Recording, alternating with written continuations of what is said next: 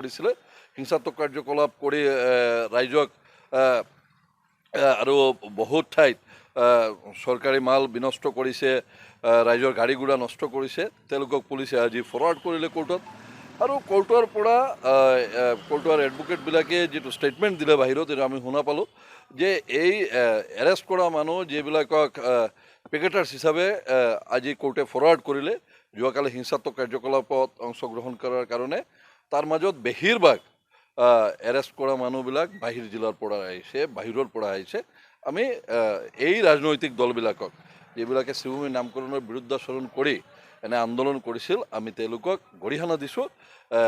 এনে দিন যাতে শিৱভূমিত নহয় যে বাহিৰৰ পৰা আনি ইয়াত ৰাজনৈতিক বিৰুদ্ধাচৰণ কৰিব লাগে, ইয়াৰ ৰাইজক বাধা দিব লাগে, ইয়াৰ ৰাইজক অসুবিধাত ফলাব লাগে। আৰু এইটোৰ পৰা প্ৰমাণিত হয় যে শিৱভূমিৰ ৰাইজ শিৱভূমি নামৰ লগত আছে, মাননীয় মুখ্যমন্ত্ৰী ডক্টৰ হিমন্ত বিশ্ব শৰ্মা মহোদয়ৰ লগত আছে। আমি শিৱভূমি ৰাইজক এইকাৰণে ধন্যবাদ আৰু কৃতজ্ঞতা জ্ঞাপন কৰিছোঁ।